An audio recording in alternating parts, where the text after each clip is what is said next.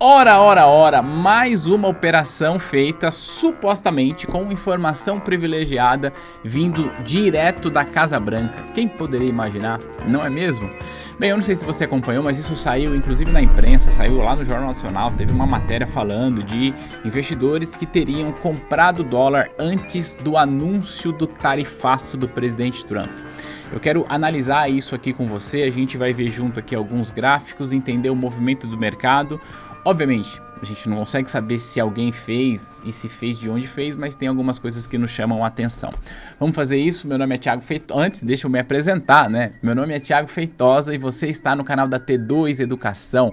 Aqui nesse canal eu falo de economia, de investimentos, mas falo principalmente de carreira no mercado financeiro, porque eu preparo você para ser aprovado ou aprovada nas principais certificações que esse mercado tem. Então, se você é novo ou nova, se inscreve aqui para não perder nenhum vídeo, porque aqui eu ensino sim a teoria das provas, que é muito importante, mas eu faço estudos de caso como esse para você aprender o mercado financeiro de verdade, tá bom? Vamos lá. Seguinte, eu quero compartilhar algumas coisas aqui com você. A gente vai desde o começo, então tem esse post aqui, ó, do Spencer Hakimi. Deixa eu ver se eu consigo deixar um pouquinho maior para você. Acho que você vai conseguir ler melhor, tá? E ele escreveu aqui, e aí só uma tradução bem direta: alguém divulgou a notícia sobre as tarifas brasileiras, diz ele. Alguém comprou uma quantidade enorme de dólares americanos e vendeu real, BRL, a moeda brasileira a descoberto às 13h32. O anúncio da tarifa de 50% ocorreu às 16h19, momento em que parece que o grande trader saiu da operação instantaneamente, diz ele, ganhando 2,5% em uma negociação de moeda, que geralmente tem alavancagem de 10, 20 vezes, então na verdade seria de 25% a 50% em menos de 3 horas. A administração mais abertamente corrupta de todos os tempos, diz ele aqui, fazendo uma acusação sobre o governo. E aí ele compartilha esse gráfico, que na verdade esse gráfico mostra sim um movimento, mas não dá assim pra gente falar, olha, realmente teve. Parece que teve, tá? Até porque ele presume que foi uma venda descoberta, pelo menos nesse gráfico não mostra. E se foi uma venda descoberta, tem sim uma alavancagem, o que poderia ter um ganho significativo aqui de algumas horas. E honestamente, apesar de ter essa presunção aqui, sendo muito, mas muito honesto, eu não duvido que isso tenha acontecido. Aliás, é bastante provável. A propósito, eu não sei se você me acompanha aqui mais tempo, mas há alguns meses eu compartilhei aqui a minha estratégia de investimento pessoal, como é que eu olho para minha carteira. E algumas pessoas perguntaram por que que eu tenho uma carteira, digamos, tão passiva, no sentido de que eu tenho bastante ETF, tenho tesouro e, assim, em linhas gerais, eu procuro colocar recurso em ETF. Porque, sejamos honestos, o mercado financeiro tem gente normal, como eu e você, tá? Mas tem uns tubarões que a gente não consegue vencer essa galera. Então, é melhor a gente jogar na defensiva.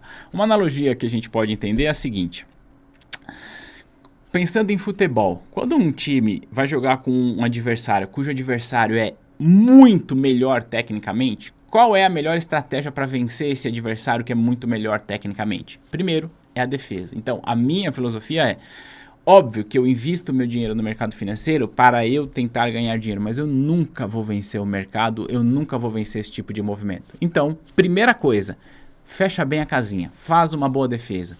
Se defende contra a inflação, se defende contra a alta do dólar, faz isso e aí depois que você fizer isso, você pode pensar em, olha, deixa eu tentar aproveitar uma oportunidade ou outra. Pelo menos é assim que eu penso, você pode pensar diferente e tá tudo bem, esta é a minha opinião. Aqui não quero provar a você que eu estou certo, tá bom? Mas, mais uma vez, como eu disse, esse post aqui não nos diz muita coisa. Tem aqui algumas presunções das quais realmente me parece que pode fazer sentido, tá? Curiosamente, isso aconteceu no dia 9 de julho de 2025. Curiosamente, eu fiz esse vídeo aqui no dia 9 de abril de 2025. Tá? E eu até no vídeo, especificamente no começo do vídeo, eu falo o que aconteceu ontem, no dia 9 de abril de 2025, ou seja, maio, junho e julho. Precisou de 3 meses para que a gente pudesse estar aqui de novo fazendo um vídeo comentando sobre.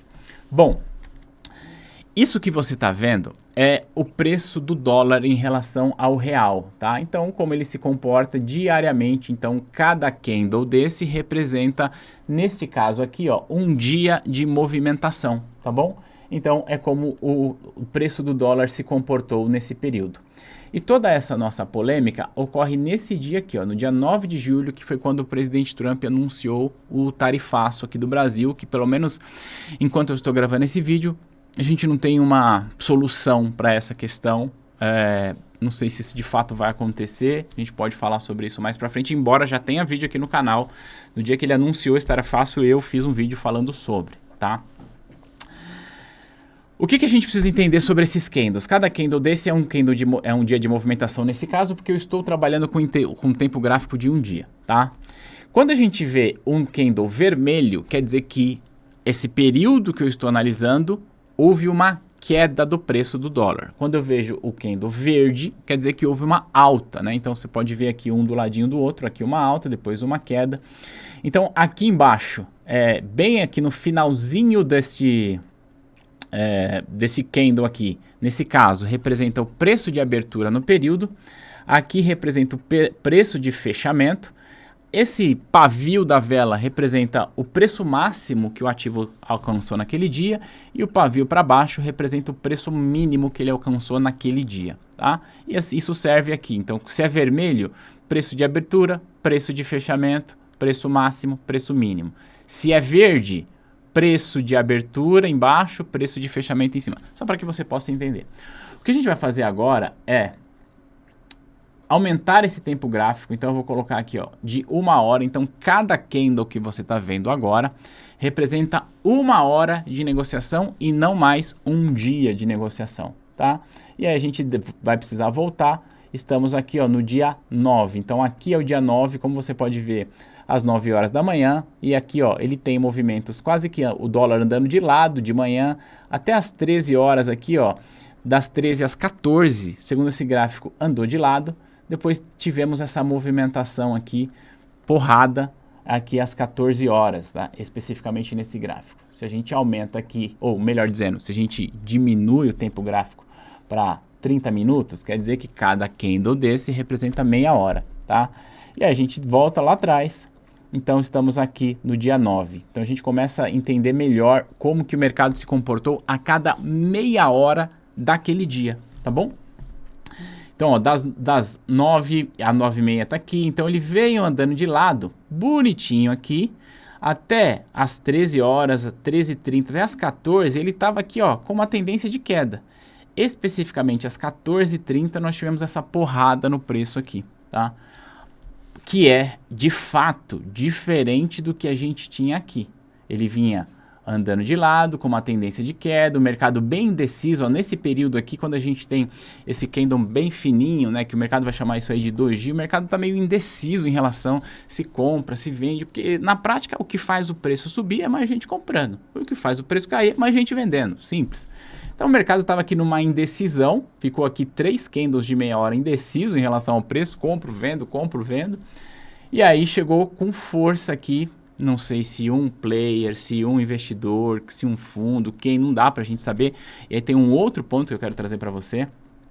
Mas teve uma força bem grande de venda aqui nesse período, tá?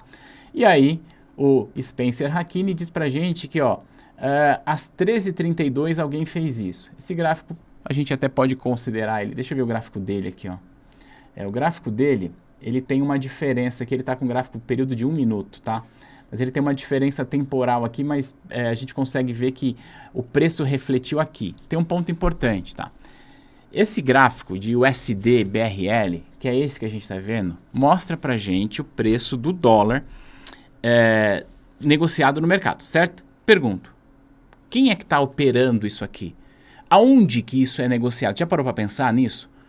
Onde é que você, se você quiser comprar dólar para refletir nesse preço, onde você faz isso? Bom, você não faz.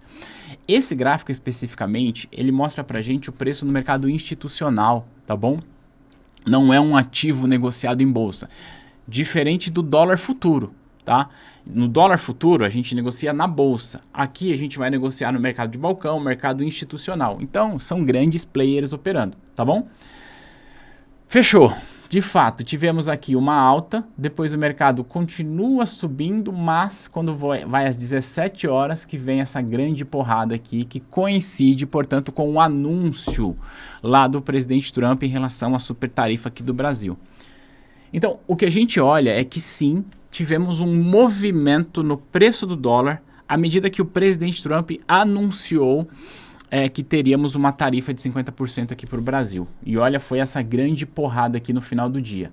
Mas, segundo esse gráfico, às 17h30, nós tivemos uma força de venda muito grande, muito mais vendedor do que comprador. Por quê? Porque o preço caiu. Não só caiu, como ele abriu aqui a última meia hora do dia neste ponto, às 5h58, ele fechou essa última meia hora às 5h57, mas o preço mínimo foi esse aqui, ó, 5h54. Eu sei que olhando assim na casa do centavo, Thiago, mas pera lá, 5h58 contra 5h54. Não, vamos lá, vamos comprar aqui a 5h45, preço de abertura, tá? Vamos aqui, ó, preço de fechamento do período 5h48. Vamos comprar aqui a 5h48 mais ou menos, tá? E vamos vender esse cara aqui a 5h57. Estamos falando aqui de aproximadamente 10 centavos por dólar, certo? Mas não é 10 centavos por dólar. A gente está falando de operação de milhões, talvez bilhões. Mas se o seu Spencer Hakimi diz pra gente que tem uma operação alavancada, você vai pegar esse resultado e vai multiplicar sim por 10, por 20 e tudo mais. Então dá pra gente cravar que de fato a gente teve aqui uma informação privilegiada nessa operação? Não dá pra gente cravar, mas a gente consegue ver aqui um movimento, digamos, atípico de movimentação no dia 9, né? Uma contratendência nesse dia, o que reforça a tese de que possivelmente houve alguma informação privilegiada. E se teve alguma consequência, olha, sejamos honestos, tá? Esse tipo de operação pode ter acontecido aqui no Brasil, a CVM sim pode investigar, mas se for um player estrangeiro, como é que isso vai acontecer? E aí lá nos Estados Unidos a gente tem a SEC para investigar, que não me parece que vai fazer alguma coisa em relação a isso, porque se isso de fato foi uma informação privilegiada, partiu de dentro da Casa Branca. E é bom lembrar que o chefe da SEC, que é a CVM, é o próprio presidente Trump. Então, assim, a possibilidade de acontecer isso aqui me parece acontecer alguma coisa, caso tenha sido informação privilegiada, me parece muito, muito, muito remota. Tá? É bom lembrar que se você estuda para uma certificação, a gente estuda sobre manipulação de mercado, sobre o uso indevido de informação privilegiada e, aqui no Brasil, isso é considerado crime contra o mercado de capitais e, eventualmente, isso poderia, aqui no Brasil, incorrer em uma pena de 1 a 5 anos de cadeia mais pagamento de multa. Agora, vai acontecer? Ah, amigo, aqui é Brasil, né? Não acho que vai acontecer e é por isso que eu reforço a ideia de que você precisa estudar o mercado, precisa conhecer a proposta. É bom lembrar que se você quer estudar para uma certificação e quer estudar com quem de fato ensina o mercado financeiro de verdade, o link do nosso curso está aqui embaixo. A gente tem um programa de assinatura aqui da T2 que por apenas R$ 97,00 por mês você pode ter acesso a CPA 10, CPA 20, CEA e estudar no seu tempo. Fica aqui o convite para você estudar de verdade, tá bom? Reforço a ideia. Nos seus investimentos, antes de atacar, procure se defender, porque não dá pra gente brigar com esses tubarões. Deixa aqui nos comentários qual que é a sua percepção a respeito disso tudo. A gente se vê no próximo vídeo. Um abraço. Tchau, tchau.